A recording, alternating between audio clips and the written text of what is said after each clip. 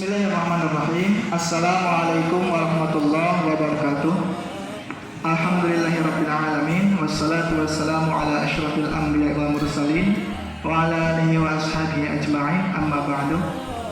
Alhamdulillah, pada kesempatan siang hari ini kita berjumpa kembali dalam kegiatan rihlah virtual Pondan Pesantren Ramadan SD Al Hidayah, yang mana pada hari ini kami sudah berada di salah satu masjid tertua yang ada di Kabupaten Indramayu, yakni di Masjid Darus Sajidin atau Masjid Kuno Bondan.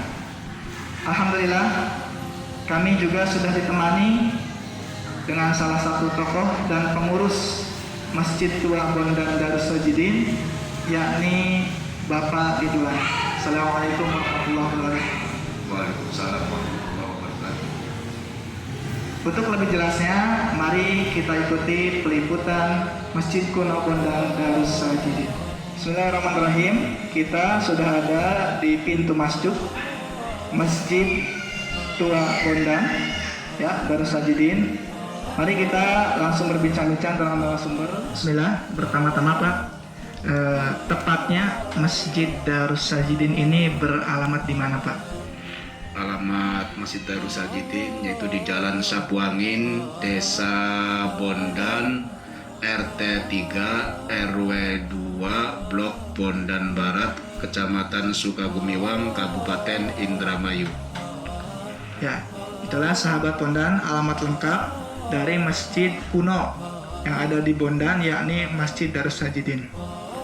Kemudian, mengapa Pak Masjid Darus Sajidin ini dikategorikan sebagai masjid yang tertua di Kabupaten Indramayu? Bagaimana mungkin sejarahnya Pak? Sejarah didirikan Masjid Kuno Bondan yaitu tahun 1414 Masehi, yang mana kemungkinan masjid ini dikatakan masjid tertua di Indramayu menurut sejarah. Terus lagi didirikannya masjid ini yaitu berawal dari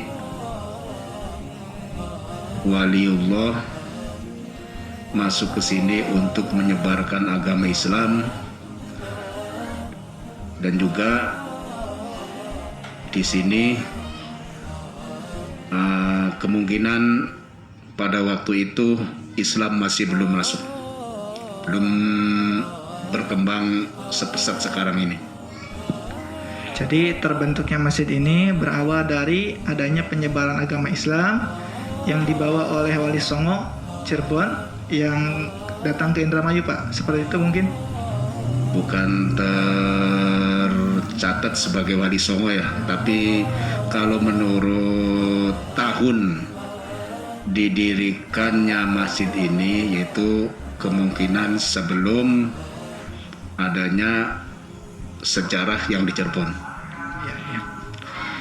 Terus Pak, ciri kekhasan dari masjid ini yang konon katanya sudah lebih daripada 600 tahun usianya itu seperti apa Pak? Apakah dari bangunan atau yang sejenisnya, ciri khasnya?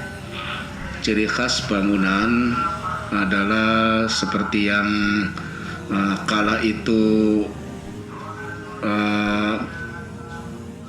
populer daripada bangunan tersebut mungkin di waktu itu, tapi kalau disebut sekarang ya memang sudah ketinggalan zaman.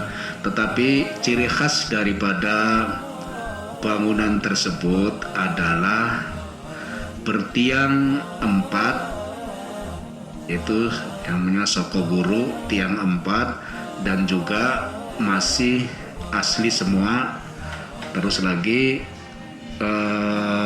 tiang tersebut terbuat dari kayu jati.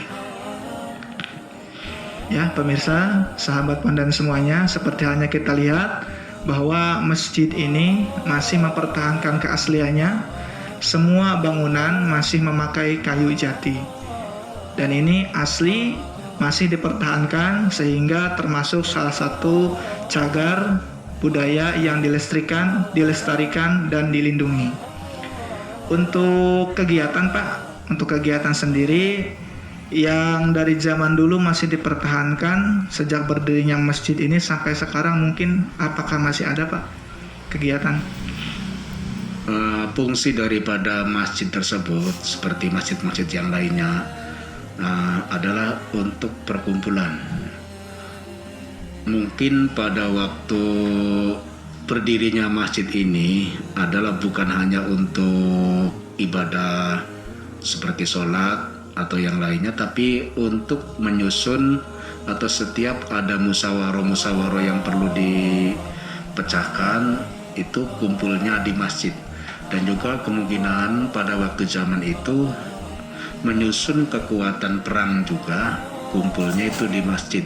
Salah satu daripada bukti bahwa masjid tempat perkumpulnya bukan hanya untuk ibadah sholat, tapi juga menyusun siasat perang, yaitu ada sejarah ada peninggalan sejarah berupa alat-alat perang seperti tombak dan juga keris. Jadi masjid ini fungsinya bukan hanya untuk ibadah, tetapi jadikan tempat base untuk perkumpulan para pejuang-pejuang kita melawan penjajah, dibuktikan dengan benda-benda pusaka yang masih tertinggal sampai sekarang ini ya Pak. Menurut cerita yang kami baca Pak, di sini juga disebutkan bahwasanya ada sebuah bedug katanya ya Pak. Bedug yang tua pas pertama dijadikan masjid ini, tetapi qadarullah bedugnya hilang katanya Pak ya, betul? Menurut cerita juga ya, tapi sejarah itu memang kadang ya berbagai macam versi. Dulu di awal pembuatan masjid, yaitu dibuat juga alat untuk komunikasi, pemberitahuan pada masyarakat kalau ada waktu-waktu yang sudah masuk, artinya waktu-waktu sholat masuk, biasanya dibunyikan bedug tersebut. Selang beberapa saat, bedug tersebut adalah hilang dari masjid ini, tapi hilangnya nggak tahu kemana. Yang jelas bedug tersebut tidak ada lagi di masjid ini. Untuk kegiatan sekarang ini Pak, apakah masjid ini dipergunakan untuk sarana pendidikan juga mungkin Pak? Salah satunya memang untuk sarana pendidikan, dan juga lebih diutamakan untuk ibadah-ibadah yang sudah pasti. Kalau ibadah sholat 5 waktu berjamaah masih dipergunakan di masjid ini. Artinya masjid ini masih dipergunakan sampai sekarang untuk ibadah sholat salah satunya, dan juga ada bentuk pengajian rutin yaitu pada hari Minggu dan Selasa, dan alhamdulillah ini jamaahnya salah satunya udah hadir.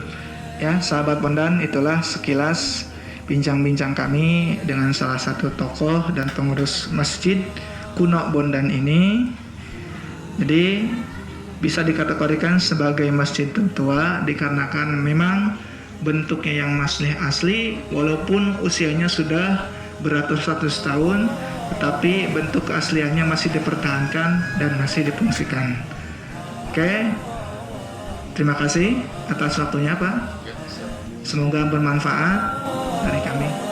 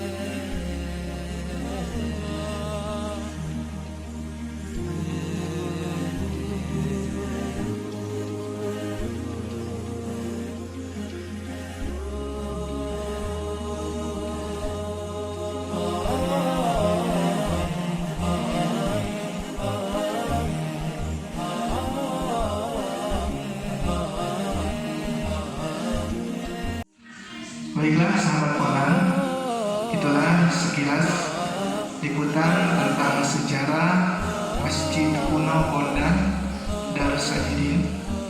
Semoga rihlah virtual pada pagi hari ini bisa bermanfaat, khususnya bagi kita semua, umumnya bagi seluruh kaum muslimin dan muslimat.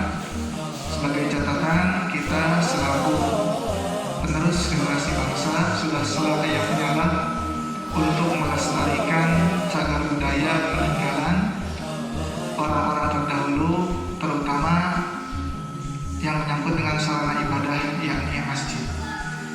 Untuk karena itu, marilah kita tutup rihlah virtual pada hari ini dengan membacakan doa kafaratul majlis. Subhanallahumma wa bihamdika asyhadu an la ilaha illa anta astaghfiruka wa atubu ilaik. Saya Muhammad Taufik dari Korban Firdaus, dibantu kameramen Rita Kirana Dewi dan penata suara Iik